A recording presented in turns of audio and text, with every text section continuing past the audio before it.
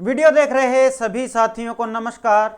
Welcome to our YouTube channel back benchers Pathshala, जिस पर हम कर रहे हैं कम्पिटिटिव एग्जाम्स के लिए जनरल स्टडी और उसमें हम पढ़ रहे हैं पॉलिटी में हम संविधान के निर्माण में काफ़ी बातें पढ़ चुके हैं। संवैधानिक सभा का गठन हो चुका है, इलेक्शन हो चुके हैं, कैबिनेट मिशन हो चुका है, मंत्रिमंडल के बारे में जिक्र कर चुके हैं हम। अब आज हम नया टॉपिक शुरू करेंगे, हमारा कॉन्स्टिट्यूएंट असेंबली की एक समिति के बारे में जिक्र करेंगे जो बहुत ही इंपॉर्टेंट समिति है। अभी तक अगर आपने हमारे चैनल को सब्सक्राइब नहीं किया है तो चैनल को सब्सक्राइब कर लीजिएगा। वीडियो और जानकारी अच्छी लगे तो शेयर कीजिएगा, लाइक कीजिएगा, कमेंट कीजिएगा। सो ज़्यादा टाइम ना लेते हुए स्टार्ट करते हैं आज की वीडियो। आप लोगों को पता होगा कि संवैधानिक सभा की 8 मुख्य समितियां थी, उनमें से एक समिति थी प्रारूप समिति, ड्राफ्टिंग समिति। इस समिति का गठन 29 अगस्त 1947 को किया गया था, यानी कि आज़ादी के 14 दिन बाद। आप लोगों को यह ध्यान में रखना होगा कि जो हमारा संविधान है उसका मसौदा तैयार करने का काम किसको दिया गया था? उसका मसौदा तैयार करने का काम BN राव, जो हमारी कॉन्स्टिट्यूएंट असेंबली में लीगल एडवाइजर के तौर पे चुने गए थे, उनको दिया गया था। उन्होंने सभी समितियों से सलाह मशवरा करके अन्य जितना भी जानकारी उनसे इकट्ठी हो सकी, समितियों से जितना अनुभव उनसे इकट्ठा हो सका, उन सबको इकट्ठा करके BN राव ने कच्चा मसौदा तैयार कर दिया भारतीय संविधान का। और BN राव ने वो मसौदा किसको दिया? ड्राफ्टिंग कमिटी को।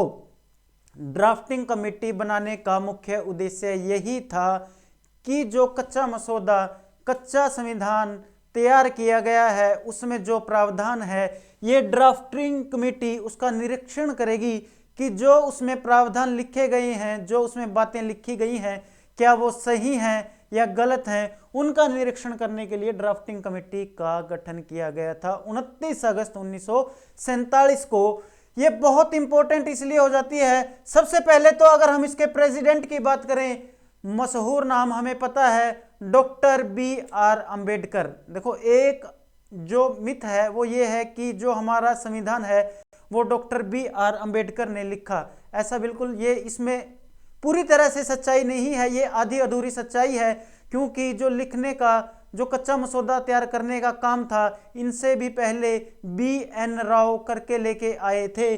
फिर इसके बाद जितनी अमेंडमेंट्स हुई, जितने संशोधन हुए निरीक्षण के बाद, उन सब में अंबेडकर जी का, डॉक्टर BR अम्बेडकर जी का काफ़ी ज़्यादा रोल रहा है। इस कमेटी में कुल 7 सदस्य थे। पहले थे प्रेसिडेंट डॉक्टर BR अम्बेडकर और दूसरे थे DP खेतान। इनकी मौत हो गई थी 1948 के अंदर, और इनकी मौत के बाद इनकी जगह पे TT कृष्णामाचारी को संवैधानिक सभा में ड्राफ्टिंग कमेटी का सदस्य बना दिया गया था। इसके बाद जो नाम आता है वो आता है BL मित्तर का। BL मित्तर का मतभेद हो गया था हमारे डॉक्टर BR अम्बेडकर के साथ, तो मतभेद की वजह से उन्होंने ड्राफ्टिंग कमेटी को छोड़ दिया था और उनकी जगह पे आ गए थे माधव राव। अब इसके बाद KM मुंशी, अलादी कृष्णस्वामी अय्यर, गोपाला स्वामी अयंगर और सैयद मोहम्मद सादुल्ला, ये कुल मिला के 7 सदस्य भारत की ड्राफ्टिंग कमेटी में थे। आप बिल्कुल आसानी से याद कर सकते हो। प्रेसिडेंट का नाम तो आप भूलोगे नहीं कि कौन प्रेसिडेंट है। यहां से याद करने का एक आपको तरीका, कुछ भी स्टोरी बना सकते हैं आप, जैसे कि खेत में गए दो मित्र, वहां पे उनको मिला रेलवे का TT। कौन मिला? रेलवे का TT, जिसका नाम था माधव राव। उनसे इनका झगड़ा हो गया और माधव राव ने बुला लिया पुलिस स्टेशन में से मुंशी को। मुंशी के आने के बाद वो घबरा गए और घबरा के वो रटने लगे, कृष्णा कृष्णा गोपाला गोपाला। तो कृष्णा स्वामी, गोपाला स्वामी, और एक आपको याद है ही जो सादुल्ला, मोहम्मद सादुल्ला। आप इसको बिल्कुल आप जैसे चाहें वैसे याद कर सकते हैं, कुल 7 सदस्यों को। इसके साथ ही जब हमारी संवैधानिक सभा की ड्राफ्टिंग कमेटी का गठन हो गया था और कच्चा मसौदा तैयार कर दिया गया था डॉक्टर BN राव के द्वारा। तो वो कच्चा मसौदा भेजा गया ड्राफ्टिंग कमेटी के पास, और ड्राफ्टिंग कमेटी ने जो पहला ड्राफ्ट है उसको पेश किया, और उसको पेश किया फरवरी 1948 में। जब इसको उन्होंने पेश किया तो पेश करने के बाद भारत की जनता को इस जो ड्राफ्ट किया हुआ कॉन्स्टिट्यूशन था, संविधान था, उस पर चर्चा के लिए 8 महीने का समय दिया गया।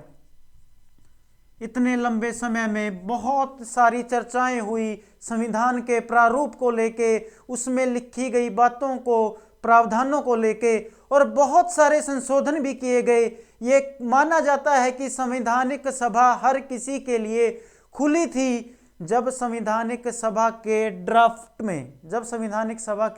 ड्राफ्ट में बदलाव चल रहे थे, तो उस समय पे लगभग 53,000 लोगों ने आके सुझाव दिए, जिनमें से बहुत सुझावों को ड्राफ्टिंग कमेटी के द्वारा मान लिया गया, बहुतों को नहीं माना गया। उसके बाद 8 महीने के बाद अक्टूबर 1948 में सेकंड ड्राफ्ट पेश किया गया भारतीय संविधान का। इसके बाद क्या हुआ, फाइनल ड्राफ्ट आ गया, यानी कि चर्चा करने के बाद, सारी चर्चाओं के बाद फाइनल ड्राफ्ट तैयार हो गया था। और उस फाइनल ड्राफ्ट को भारतीय संवैधानिक सभा में पेश किया गया 4 नवंबर 1948 को। 4 नवंबर 1948 को। अब जब इसको फाइनल ड्राफ्ट को पेश किया गया तो तब हुई उसकी फर्स्ट रीडिंग। देखो, जब हम रीडिंग के बारे में पढ़ेंगे तो पॉलिटी में आगे हम पढ़ेंगे।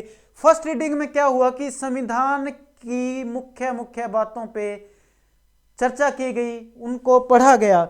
फिर हुई सेकंड रीडिंग। सेकंड रीडिंग होती है क्लोज बाय क्लोज, यानी कि लाइन बाय लाइन संविधान को पढ़ा गया, उसको बारीकी से जांचा गया, परखा गया। फिर उसके बाद हुई थर्ड रीडिंग। थर्ड रीडिंग यानी कि फाइनल रीडिंग। हमारे संवैधानिक सभा का जो ड्राफ्ट था उसके लिए कितनी रीडिंग्स हुई थी? 3 रीडिंग। और फाइनल रीडिंग हुई थी 14 नवंबर 1949 को थर्ड रीडिंग हुई। और ये थर्ड रीडिंग के बाद ये देखो 14 नवंबर जो है, ये 14 नवंबर का आप लोगों को ध्यान में रखना पड़ेगा कि संवैधानिक सभा के कुल 11 सेशन हुए थे। कितने? 11। और जो आखिरी सेशन था वो 14 नवंबर से 26 नवंबर 1949 तक चला था, थर्ड रीडिंग का। और ये वही डेट है जिस दिन भारतीय संविधान को पास कर दिया गया था। तो 11 सेशनों में से अंतिम सेशन चल रहा था 14 नवंबर से लेकर 26 नवंबर तक थर्ड रीडिंग हुई। और इस तरह से भारत के संविधान का ड्राफ्ट हो गया तैयार। अब ड्राफ्ट तैयार होने के बाद क्या काम बच गया था? ड्राफ्ट तैयार होने को देखो, जो भारत का संविधान है वो बहुत सारे देशों से लिया गया है। लगभग भारत के संविधान निर्माताओं ने लगभग 60 देशों का कॉन्स्टिट्यूशन पढ़ा, परखा, और उसमें से जो जो अच्छी बातें भारत के संविधान के लिए लग रही थी उन सब बातों को भारत के संविधान में शामिल कर लिया। अब जब लागू हो गया था, भारतीय संविधान पास हो गया था, तो अब आ गई थी बारी संविधान को लागू करने की। अब संविधान को लागू करने की बात, सबसे पहले 26 नवंबर 1949 को भारत का संविधान पास हुआ। क्या हुआ? पास हुआ। जो हमारे संविधान में डेट दर्ज है, मेंशन है, वो है 26 नवंबर 1949। और इस पे कुल 284 सदस्यों ने सिग्नेचर किए थे। ये बात आप ध्यान में रखिएगा, 284।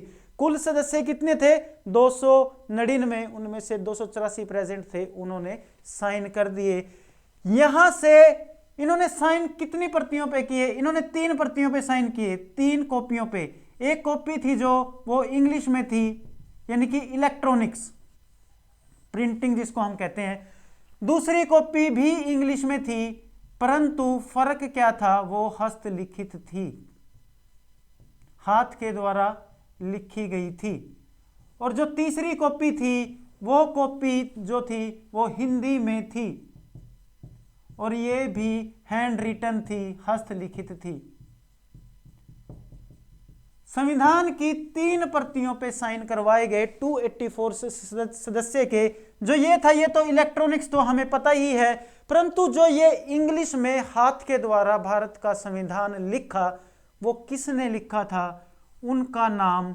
और इसके बाद भारत का जो ओरिजिनल संविधान है उसका सौंदर्यीकरण भी किया गया था, उसका नाम। और जो हिंदी में हैंड रिटन, जिसने हिंदी में भारत का संविधान लिखा था, कैलीग्राफर जिसको हम कहते हैं, कैलीग्राफर, कैलीग्राफर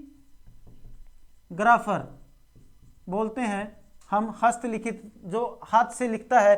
तो कैलीग्राफर कौन थे, वो थे हमारे प्रेम बिहारी नारायण, प्रेम बिहारी नारायण रायजादा, ये इनका पूरा नाम था।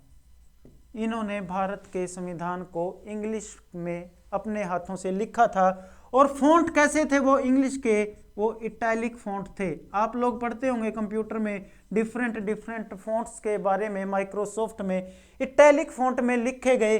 और इसका सौंदर्यीकरण किसने किया, भारत का जो संविधान है उसकी ओरिजिनल कॉपी का सौंदर्यीकरण किसने किया, यह भी क्वेश्चन पूछ लिया जाता है। सौंदर्यीकरण किया था शांति निकेतन के शिल्पकारों ने, शांति निकेतन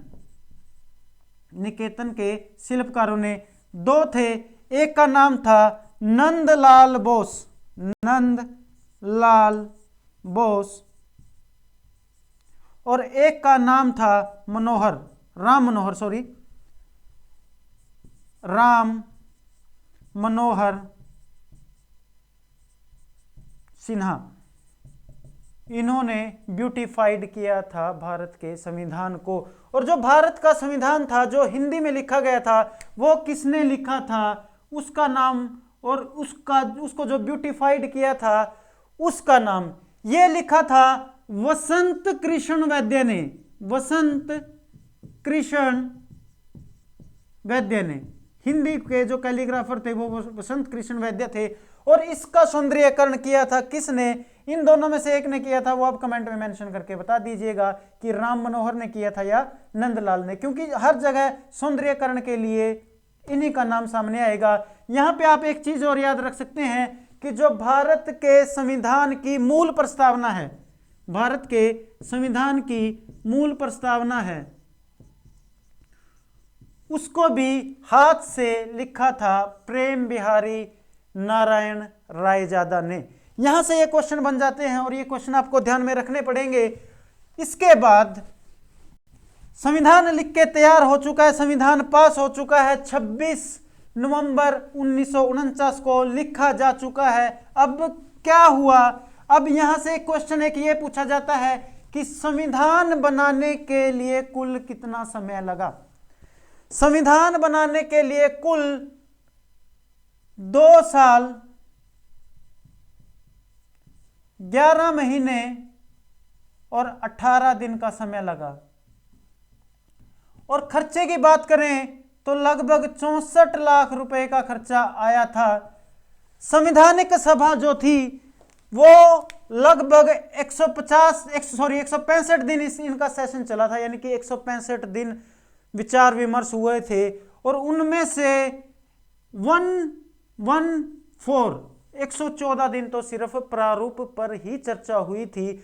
और जो ड्राफ्टिंग कमेटी थी, हमारी ड्राफ्टिंग कमेटी थी, उसने 6 महीने से भी कम के समय में, 6 महीने से भी कम के समय में लगभग 141 दिन में ड्राफ्ट को कंप्लीट कर दिया था भारत के संविधान के प्रारूप को। यहां से ये क्वेश्चन पूछे जा सकते हैं। एक क्वेश्चन ये पूछा जा सकता है कि आधुनिक मनु किसे कहा जाता है। आधुनिक मनु या शिल्पकार, संविधान का शिल्पकार, आधुनिक मनु, ध्यान रखिएगा ये एक ही व्यक्ति हैं, वो हैं डॉक्टर BR अंबेडकर। क्योंकि इन्होंने भारत के, हमने पढ़ा है कि ये भारत की संविधान की ड्राफ्टिंग कमेटी के क्या थे, प्रेसिडेंट थे, और उन्होंने भारत के संविधान का प्रारूप तैयार करने में बहुत अहम रोल प्ले किया था। तो इसीलिए इनको आधुनिक मनु भी कहा जाता है, और क्या कहा जाता है, जो शिल्पकार भी कहा जाता है, भारतीय संविधान का शिल्पकार भी कहा जाता है। इसके साथ हम संविधान को बना तो चुके हैं, बनाने के साथ अब एक चीज बच गई है कि जिस दिन संविधान हमारा भारत का पास हुआ उसी दिन भारत के संविधान को लागू नहीं किया गया। इसको लागू किया गया कुछ समय के बाद। कुछ समय के बाद कब भारत के संविधान को लागू किया गया? भारत के संविधान को 26 जनवरी 1950 को लागू किया गया। हालांकि पास इस दिन हुआ था, लागू इस दिन हुआ था, इसके लिए मुख्य कारण था ये तारीख। इस तारीख की अपनी ऐतिहासिक इंपॉर्टेंस है। आप लोगों को पता होना चाहिए कि दिसंबर 1929 में लाहौर में स्वराज पार्टी के द्वारा रावी नदी के किनारे पे सेशन हुआ था, और उस सेशन की प्रधानगी कर रहे थे पंडित जवाहरलाल नेहरू। उस सेशन में पूर्ण स्वराज्य की मांग करी गई थी, और यह तय किया गया था कि प्रत्येक वर्ष 26 जनवरी को पूर्ण स्वराज दिवस मनाया जाएगा। तो जब कॉन्स्टिट्यूशन मेकर्स को यह पता लगा, यह एहसास हुआ कि हमें पूर्ण स्वराज अभी प्राप्त हुआ है जब हमने भारत का संविधान बना लिया है, तो इस तारीख को याद करने के लिए 26 जनवरी की तारीख यहाँ पे तय की गई थी। इस तारीख को याद करने के लिए ये समय लगा, इस और इस तारीख के बीच में समय लगा संविधान को लागू करने के लिए। इसके अलावा छोटी छोटी बातें और भी हैं। एक बात यह थी कि जो भारत की संवैधानिक सभा है, भारत की संवैधानिक सभा, वो 17 नवंबर 1947 से एक काम कर रही थी। वो काम क्या था? वो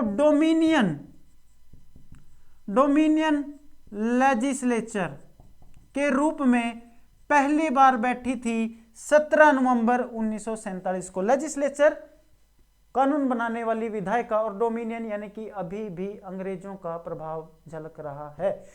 तो लेजिस्लेचर, अब ये डोमिनियन लेजिस्लेचर जब पहली बार बैठी तो इसकी अध्यक्षता हमने पढ़ा था किसने करी थी? GV मावलंकर ने। डोमिनियन लेजिस्लेचर का प्रभाव था जो प्रोविंशियल, इसी को कहते हैं प्रोविंशियल लेजिस्लेचर, प्रोविंशियल प्रांतीय विधायिका, इसका अंत कर दिया गया कब? अप्रैल 17, 1952 को। यह वही तारीख है जब भारत देश के अंदर जनरल इलेक्शन होने शुरू हो गए थे। जनरल इलेक्शन के बाद इसका जो वर्चस्व है अब संवैधानिक सभा विधायिका के रूप में काम नहीं करेगी, क्योंकि भारत में 2 हाउसेस के साथ, अपर हाउस और लोअर हाउस, जिसको हम आजकल लोकसभा और राज्यसभा के नाम से जानते हैं, उन 2 हाउसों के साथ पहली पार्लियामेंट बनी भारत के अंदर कब? मई 1952 में। और भारत के पहले प्रेसिडेंट, चुने हुए प्रेसिडेंट बने थे डॉक्टर राजेंद्र प्रसाद। ये सब था। अगर कुछ छोटी छोटी बातें हैं जो, अगर कुछ भी इसमें ऐसा कुछ नहीं है कि कुछ आपका रह गया हो, जो इंपॉर्टेंट बातें थी वो सब हमने कवर कर ही ली हैं। संविधान लागू होने से लेके, संविधान के जो निर्माता हैं उनसे लेके, संविधान किसने लिखा उन सब बातों को लेके, या फिर संविधान की मोहर से लेके, संविधान की मोहर हमने पढ़ा था कि हाथी का निशान था। संविधानिक सभा में 15 औरतें थी। 15 औरतों के नाम आपको याद करने की जरूरत नहीं है। सरोजनी नायडू है, राजकुमारी अमृत कौर है, विजय लक्ष्मी पंडित है, बहुत सारे नाम है, आपको याद करने की जरूरत नहीं है। नहीं पूछा जाता। अनुसूचित जनजाति के जो सदस्य हैं वो बता चुके हैं, टोटल स्ट्रेंथ बता चुके हैं। तो यहाँ पे हमारी जो कॉन्स्टिट्यूएंट असेंबली है वो खत्म हो जाती है। यहाँ पे कॉन्स्टिट्यूशन बन के तैयार हो गया है, भारत का संविधान लागू हो गया है 26 जनवरी 1950 को। जब 24 जनवरी 1950 को भारत का पहला राष्ट्रपति चुन लिया गया था डॉक्टर राजेंद्र प्रसाद को। किसको? डॉक्टर राजेंद्र प्रसाद को। याद रखिए उस टाइम तक कोई पार्लियामेंट नहीं था। तो क्या हुआ, सी राजगोपालाचार्य जो उस टाइम भारत के गवर्नर जनरल थे, उनका जो पद था वो समाप्त हो गया था उसी समय पे। संवैधानिक सभा में इतना ही। मिलते हैं नेक्स्ट लेक्चर में। वीडियो में अंत तक बने रहने के लिए थैंक यू, शुक्रिया।